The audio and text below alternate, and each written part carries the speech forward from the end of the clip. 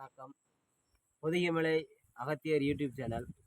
இயற்கை ஆர்வலர் சுரேஷ்குமார் அவரோட பதிவு கொஞ்ச நாட்களாக பார்த்துக்கிட்டு வரேன். அனைத்து கருத்து கணிப்புகளும் சிறந்த முறையில், தெளிவான முறையில் 100க்கு 100 மார்க் கொடுக்கக்கூடிய அளவுக்கு தெளிவாக இருக்குது.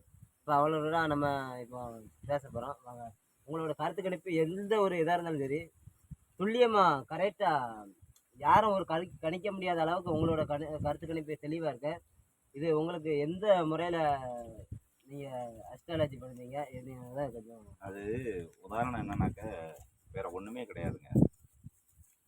அகத்தியர், போகர், சட்டமணிநாதர், பாம்பாட்டி சித்தராக இருக்கட்டும், பொங்கனாராக இருக்கட்டும், போரக்கராக இருக்கட்டும், புலிப்பாணி சித்தராக இருக்கட்டும், இந்த 18 சித்தர்கள் வந்து தமிழ்நாட்டினுடைய பூர்வ, அதாவது என்னன்னா நம்ம சொல்லுவோம், திருக்குறள் எழுதுனது வள்ளுவர். கண்டிப்பாக. ஆமாம். வள்ளுவருக்கு முந்தைய சமூகம் யாருன்னு கேட்டிங்கன்னா இந்த 18 சித்தர்கள். இந்த வரலாற்று சுவடுகளையே நம்ம இனம் மறந்ததே பெரிய வரலாற்று பிள்ளை. கண்டிப்பாக. ஆமாம். இதுல நம்ம இன்ன வரைக்கும் பாருங்க, நீங்க இது ரொம்ப இந்த தமிழர் வரலாறு, தமிழர் பொக்கிஷம்னு நிறைய பேர் பேசுவாங்க. ஆமாம். இவங்களெல்லாம் நம்பாதீங்க. கண்டிப்பாக. 18 சித்தர்களை போற்றாதவரை தமிழர் சமூகம் என்பதும், தமிழ் தேசியம் என்பதும், தமிழர் வரலாற்று மீட்பு என்பதும் போலியான விஷயம் என்பதை நான் இந்த இடத்துல பதிவு செய்யறேன். ஏன்னா இங்கு இருந்த மருத்துவமா இருக்கட்டும், வர்மக்கலையாக இருக்கட்டும், ஜோதிடமாக இருக்கட்டும், எல்லாத்தையும் கொடுத்தது யாரு? இன்று ஒரு தண்ணி வச்சு ஒரு ஆராய்ச்சி நடந்தது அமெரிக்காவில். அந்த தண்ணியில நீங்க ஐ லவ் யூன்னு சொன்னா அழகா அப்படி தாமரைப்பூ பூத்த மாதிரி பூ போகுது. அதுல நாசமா போ அப்படிங்கிற மாதிரி ஏதோ ஒரு அபசகனமான வார்த்தையை பயன்படுத்தினா அந்த தண்ணியில வேற விதமா அந்த பூக்கள் வந்து பல விதமா சிதறுது. இது ஆய்வுல கண்டுபிடிக்கிறாங்க. இந்த ஆய்வுகளை பல்லாயிரம் ஆண்டுகளுக்கு முன்னாடி எங்க அப்பா முன்னாடியே கண்டுபிடிச்சு அதை சொல்லி இந்த சமூகத்துக்கு கொடுத்தானே, அவனையே நீ போற்றல, அவனுக்கு ஏன் நீ வந்து அந்த வழிபாட்டு முறையில கொண்டு வரல? கருப்பன் சிப்பம் மாடை இது எல்லாருமே நம்ம வழிபாட்டு முறைகளை வந்தது. ஆனா 18 சித்தர்களுடைய வழிபாட்டு முறைகள் இதுவரைக்கும் இந்த சமூகத்துக்கு தெரியாமலே போயிருச்சு. அகத்தியர் பரிபூர்ணம் படிச்சியா நீ? திருமந்திரம் படிச்சியா? இல்ல தன்வந்திரி எழுதின மருத்துவ நூலை படிச்சியா? எதுவுமே இல்லை.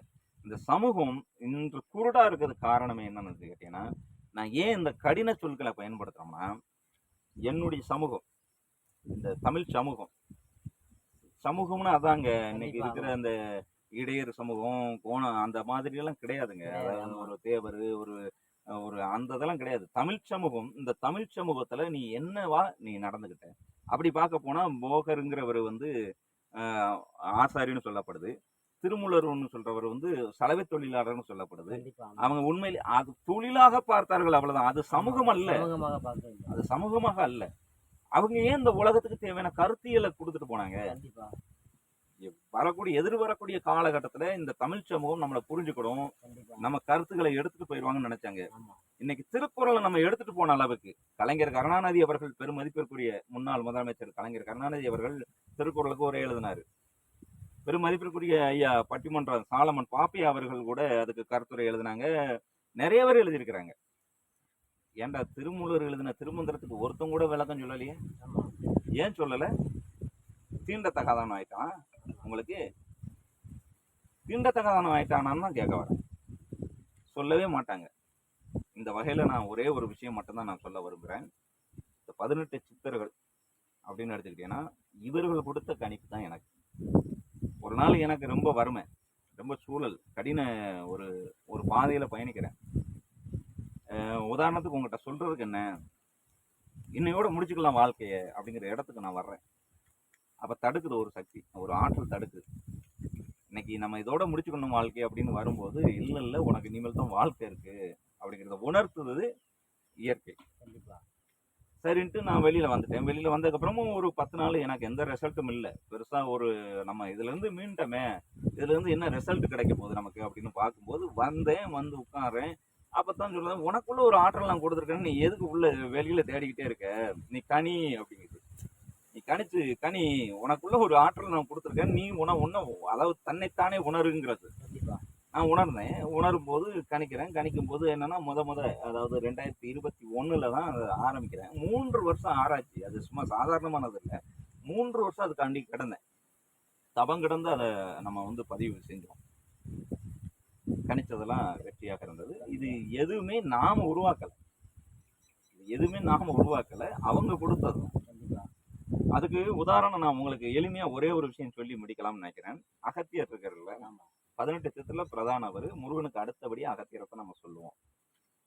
எங்க அப்ப எனக்கு உணர்த்துற ஒரே ஒரு விஷயம் என்னன்னா, ஒரு செம்பு தகடு எடுத்துக்கோ, அதுல ஓம்காரம், அதாவது அதுல வந்து ஓம்காரம் தீட்டிக்கோ, அதுல சிரிங்கிற அந்த பீஜ மந்திரத்தை சாத்திக்கோங்கிறார்.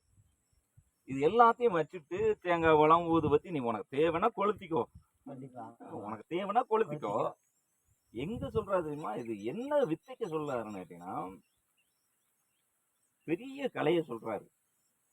நினைச்சு பாத்தீங்கன்னா அவ்வளவு ஆற்றல் அதுக்குள்ள இருக்கு. ஒரு ஒரு சொல்லவே முடியாது அந்த அளவுக்கு. என்னன்னாக்க, நீ இதை செஞ்சீன்னா உனக்கு என்ன வித்தை கிடைக்கும்? என்ன வித்தை கிடைக்கும் சொல்லுங்க. ஆன்மீகத்துல சிறந்த வித்தை எது? நீங்க சொல்லுங்க.